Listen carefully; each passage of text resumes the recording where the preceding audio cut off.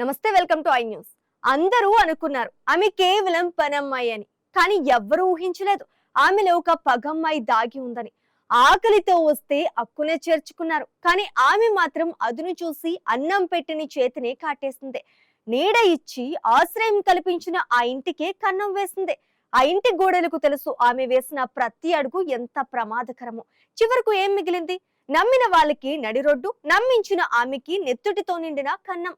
మహానగరంలో మహా మోసగాళ్లు అన్న సంకేతానికి తాజా ఘటన నిదర్శనంగా నిలిచింది.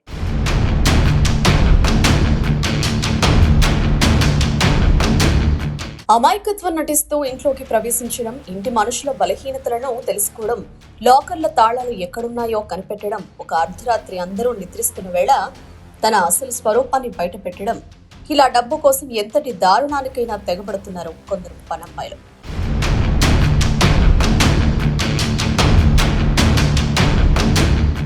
నమ్మకం అనేది ఒక ఆయుధం లాంటిది.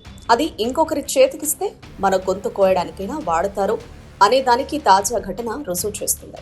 హైదరాబాద్ జూబ్లీ హిల్స్ ప్రశాంత్ నగర్ రిటైర్డ్ ఐపీఎస్ అధికారి భార్య తనుజ హత్యతో నిద్రలేచింది. ఆమె హత్య స్థానికంగా కలకలం సృష్టించింది. హత్య సమయంలో తనుజ ఇంట్లో ఒంటరిగా ఉంది. భర్త వ్యక్తిగత పని మీద బెంగళూరు వెళ్లారు. పిల్లలు పై అంతస్తులో నిద్రపోయారు. గుర్తు తెలియని వ్యక్తులు ఇంట్లోకి చొరబడే ఛాన్స్ లేదు. దాంతో అందరి అనుమానం ఆమెపైనే. అప్పటిదాకా ఇంట్లోనే ఉన్న పని మనిషి జాడలేదు. ఇంట్లో ఉండాల్సిన నగదు కనబడలేదు. ఇంకేం ఊహించినట్టే అనుమానాలు బలపడ్డాయి. పని మనిషి హంతకురాలు అని తేలిపోయింది. హత్యకు మరో 3 బంధువుల సహాయం తీసుకుందని నిర్ధారణ అయింది.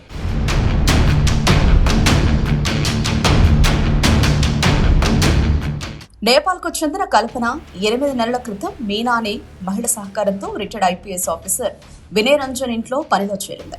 నమ్మకంగా ఉంటూ చివరికి వారి ఇంటికే కన్నం వేసింది. అదను చూసి ఇంటి యజమానిని అంతం చేసింది. నిద్రిస్తున్న సమయంలో మెడకు నోటికి గుడ్డలు కట్టి ఊపిరాడకుండా చూసింది. ఊపిరి పోయాక సొత్తుతో ఉడాయించింది. అయితే ఈ హత్య ఎందరికో పాఠం నేర్పుతుంది. ఇతర దేశాలు, ఇతర రాష్ట్రాల వాళ్ళని పనిలో పెట్టుకునే ముందు 1కి 2 సార్లు ఆలోచించాలని గుర్తు చేస్తుంది.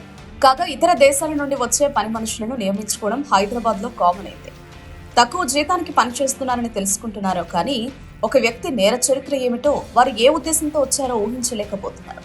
ఏజెంట్లు ఇచ్చే సర్టిఫికెట్లు కొన్నిసార్లు తప్పుగా ఉన్నా వాటి నిర్ధారణ చేయలేకపోతున్నారు. అవగాహనలేమి భద్రతాపరమైన ముప్పుకు కారణమవుతుంది. స్థానిక మనుషులైతే ఎక్కడో ఒక చోట దొరుకుతారు. కానీ విదేశీయులు క్రైమ్ చేసి బోర్డర్ దాటితే పట్టుకోవడం దాదాపు అసాధ్యం.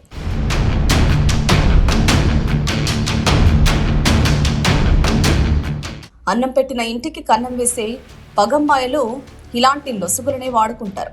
వారికి ఏదైనా అనారోగ్యం చేసినా లేదా వారు మీపై తప్పుడు కేసులు పెట్టినా ఆ దేశ దౌత్యపరమైన గొడవలు ఎదుర్కోవాల్సి వస్తుంది. అలా అని అందరూ పనమ్మాయిలు నేరస్తులని కాదు. కొన్ని ప్రభుత్వ గుర్తింపు పొందిన ఏజెన్సీలు కూడా ఉన్నాయి. వారి పాస్పోర్ట్ మరియు వీసా కాపీలను దగ్గరుంచుకుంటే సేఫ్ అంటున్నారు పోలీసులు. సినిమాల్లో లాగా ప్రతి కథ విషాదాంతం కాదు, కానీ జాగ్రత్తే ప్రాణప్రదం.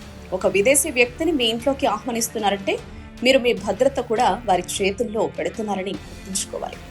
అతిగా నమ్మారో దాని ఫలితం ఇదిగో ఇలా ఉంటుంది.